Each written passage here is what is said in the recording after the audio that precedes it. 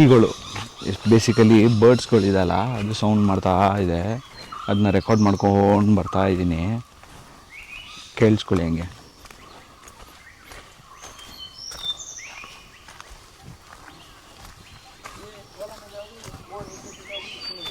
ಹಕ್ಕಿಗಳ್ದು ಈ ಬರ್ಡ್ಸ್ಗಳ್ದು ಸೌಂಡ್ ಬರ್ತಾ ಇದೆಯಲ್ಲ, ಅದು ನಂಗೆ ಹೆಂಗೆ ಕೇಳಿಸ್ತಾ ಇದೆ ಅಂದರೆ, ನಾವು ಅವ್ರ ಪ್ಲೇಸಿಗೆ ಬಂದಿದ್ದೀವಿ, ಯಾರು ಹಾಯ್ ಹಾಯ್ ಹಲೋ ಹಲೋ ಅಂತ ಹೇಳ್ದಂಗೆ ಅದು ಸೌಂಡ್ ಮಾಡ್ತಾಯಿತ್ತು ಅದು. ಸೊ ಖುಷಿ ಆಗ್ತಾಯಿದೆ, ಅದು ಒಂಥರ ಯೂನಿಕ್ಕಾಗಿ ಸೌಂಡ್ ಬರ್ತಾಯಿದೆ. ಹಂಗೆ ನೋಡಿಕೊಂಡು ಪ್ಲೇಸಸ್ ಎಲ್ಲ ನೋಡಿಕೊಂಡು ಸ್ವಲ್ಪ ಶಾರ್ಟ್ ಕಟ್ ಮಾಡ್ಕೊಂಡು ಹೋಗ್ತಾಯಿದ್ದೀವಿ. ಜಾಸ್ತಿ ದೂರ ಹೋಗೋಕ್ಕಾಗಲ್ಲ, ಯಾಕಂದ್ರೆ ನಾವು ಶೂನು ತಂದಿಲ್ಲ. ಅದಕ್ಕೋಸ್ಕರ ನಮ್ಮ ಗೈಡ್ ಏನಿದ್ದಾರೆ ಅವ್ರಿಗೆ ಹೇಳಿದ್ವಿ, ಸ್ವಲ್ಪ ಈಸಿ ರೂಟ್ ಕರ್ಕೊಂಡು ಹೋಗಪ್ಪ ಅಂತ. ಅವ್ರಿಗೇನೋ ಹೂವು ಎಲ್ಲ ಸಿಕ್ತು, ಗಾಂಧಾರಿ ಹೂವು ಅಂತ ಕರೀತಾರಂತೆ. ಸೊ ಅದನ್ನ ತೊಗೊಂಡು ರೂಮಲ್ಲಿ ಇಡ್ತೀನಿ ಅಂದ್ಬಿಟ್ಟು ಹೋಗ್ತಾಯಿದ್ದಾರೆ. ಸೊ ನಾವು ನೋಡ್ಬೋದು ಇಲ್ಲಿ ಟೈರ್ ಮಾರ್ಕ್ಸ್ ಎಲ್ಲ ಇದೆ, ಬರ್ತಾರೆ ಮೋಸ್ಟ್ಲಿ ಗಾಡಿ ವೆಹಿಕಲ್ಸ್ ಬರ್ಬೋದು. ನೋಡಿ, ಓಹೋ ಡೀಪು. ಸೊ ಇದು ಹಿಡಿಬೇಕಾದ್ರೆ ಸ್ವಲ್ಪ ಹುಷಾರಾಗಿ ಇಳ್ಕೊಂಡು ಹೋಗಬೇಕು. ನಾವು ನೋಡ್ಬೋದು ಮೋಸ್ಟ್ಲಿ ಅದೂ ತೋಟನ ಅಥವಾ ಫಾರೆಸ್ಟಾಗಿ ಗೊತ್ತಾಗಲ್ಲ. ಏನು ಅಂದರೆ ಅಲ್ಲೂ ಪೆಪ್ಪರ್ ಹಾಕಿದ್ದಾರೆ, ಅಥವಾ ಇಲ್ಲಿ ಹಾಕಿರೋ ಪೆಪ್ಪರೇ ಅಲ್ಲಿಗೂ ಹೋಗ್ಬಿಟ್ಟಿದೆಯಾ ಗೊತ್ತಿಲ್ಲ. ಅದೇ ಒಂದು ಕನ್ಫ್ಯೂಷನ್. ಆ ಮರಗಳನ್ನ ಯೂಸ್ ಮಾಡಿಕೊಂಡು ಪೆಪ್ಪರ್ ಹಾಕ್ಬಿಟ್ಟಿದ್ದಾರೆ. ಎಲೆ ನೋಡಿ ಎಷ್ಟು ದೊಡ್ಡದಿದೆ ಇದೆ ಎಲೆ.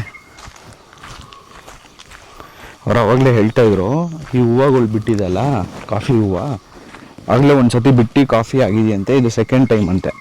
ಸೆಕೆಂಡ್ ಟೈಮ್ ಹೂವು ಬಿಟ್ಟು ಮತ್ತೆ ಕಾಫಿ ಆಗ್ತಾಯಿದೆ. ಓಹೋ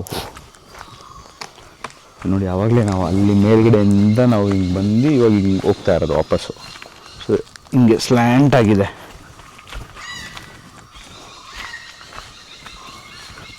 ನೋಡಿ ಕೇಳಿಸ್ಕೊಳ್ಳಿ. ಕ್ಯಾಮ್ರಾ ನೋಡಿದ್ರೆ ಸೈಲೆಂಟ್ ಆಗ್ಬಿಡುತ್ತೆ ಅನಿಸ್ತಾ ಇದೆ. ಹಾಂ, ಹಾಯ್ ಹಾಯ್ ಅಂತ ಇದೆ ಅದು. ಕ್ರೇಜಿ ಅಲ್ಲ, ಒಂಥರ ಕ್ರೇಜಿ ಆಗಿದೆ ಬರ್ಡು ಹಾಯ್ ಹಾಯ್ ಅಂತ ಹೇಳ್ದಂಗೆ.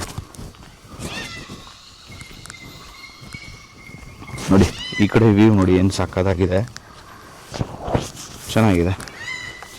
ಇದೇನು ಅಂತ ಗೊತ್ತಿಲ್ಲ, ಮೋಸ್ಟ್ಲಿ ಬೆಕ್ಕೇನೇ ಇರ್ಬೋದಾ ಅಂತ ಅಲ್ವಾ? ಬೆಕ್ಕುದೇನೇ ಇರ್ಬೋದಾ? ಮೇಯ್ನಾಗಿ ಕಾಫಿ ಪೆಪ್ಪರ್ ಬೆಳೀತಾರೆ ಇಲ್ಲಿ. ಸೊ ಅದಕ್ಕೋಸ್ಕರ ನಮಗೆ ಕಾಫಿ ಮತ್ತು ಪೆಪ್ಪರ್ ತುಂಬಾ ಕಾಣಿಸ್ತಾ ಇದೆ. ಆಯಿತು, ನಾವು ವಾಕ್ ಮಾಡೋಕ್ಕೆ ಸ್ಟಾರ್ಟ್ ಮಾಡಿ ಒಂದು ಹಾಫ್ ಆನ್ ಅವರ್ ಆಗಿದೆ. ಇನ್ನೊಂದು ಹಾಫ್ ಆನ್ ಅವರ್ ಮುಗಿಸ್ಕೊಂಡು ವಾಪಸ್ ರೂಮ್ಗೆ ಹೋಗಿ ಸೇರ್ಕೊಂಡ್ಬಿಡ್ತೀವಿ. ಇಲ್ಲ ಬ್ರೇಕ್ಫಾಸ್ಟ್ ಮಾಡಿಕೊಂಡೆ ಒಟ್ಟಿಗೆ ಹೋಗ್ಬಿಡೋಣ ಅಲ್ವಾ ಅದಕ್ಕೆ? ಬ್ರೇಕ್ಫಾಸ್ಟ್ ಮುಗಿಸ್ಕೊಂಡೆ ಒಟ್ಟಿಗೆ ರೂಮ್ಗೆ ಹೋಗ್ಬಿಟ್ಟು ಒಂದು ಸ್ವಲ್ಪ ರೆಸ್ಟ್ ಮಾಡಿಕೊಂಡು ಆಮೇಲೆ ಬೆಂಗಳೂರು ಕಡೆ ಪ್ರಯಾಣ ಮಾಡಬೇಕು.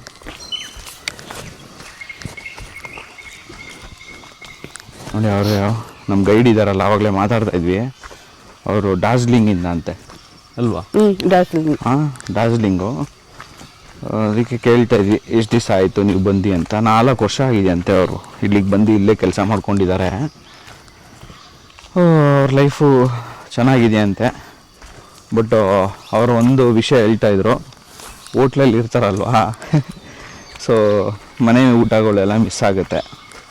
ಹಾಗೇ ಆಗುತ್ತೆ ಆಬ್ವಿಯಸ್ಲಿ. ಎಷ್ಟು ದೂರದಿಂದ ಬಂದಿದ್ದಾರೆ ನೋಡಿ, ಡಾರ್ಜಿಲಿಂಗ್ ಎಲ್ಲಿದೆ, ಚಿಕ್ಕಮಂಗ್ಳೂರು ಎಲ್ಲಿದೆ. ನನಗೇನೋ ಮಿಸ್ ಆಗುತ್ತೆ, ಮಂಗಳೂರಿಂದ ಬೆಂಗಳೂರಿದ್ದೆ. ದೀಪ್ತಿಗೆ ಮಿಸ್ ಆಗುತ್ತೆ ಅಂತ. ಮತ್ತೆ ಎಷ್ಟೊಂದು ಫುಡ್ ನಾನು ಮಿಸ್ ಮಾಡ್ಕೊಂಡಿದ್ದೀನಿ, ನಂದು ಹೋಮ್ ಟೌನ್ದು. ಹಂಗೆ ಸೊ ಅವ್ರಿಗೆ ಏನೇನು ಮಿಸ್ ಆಗ್ಬೋದು, ಊಟ ಮಿಸ್ ಆಗುತ್ತೆ, ಕಲ್ಚರ್ ಅಂತೂ ತುಂಬಾ ಡಿಫ್ರೆಂಟು ಅಲ್ಲಿಗೂ ಇಲ್ಲಿಗೂ. ಫೆಸ್ಟಿವಲ್ಸು ಅದಕ್ಕೆ ಕೇಳ್ತಾ ಇದೆ, ಹೆಂಗೆ ಹೋಗ್ತೀರಾ, ಹೆಂಗೆ ಟ್ರಾವೆಲ್ ಮಾಡ್ತೀರಾ ಅಂತ. ಅವ್ರು ಹೇಳಿದ್ರು ಟ್ರೈನಲ್ಲಿ ಹೋದರೆ ತುಂಬ ಲೇಟ್ ಆಗುತ್ತಂತೆ, 3-4 ಡೇಸ್ ಆಗಿಬಿಡುತ್ತೆ.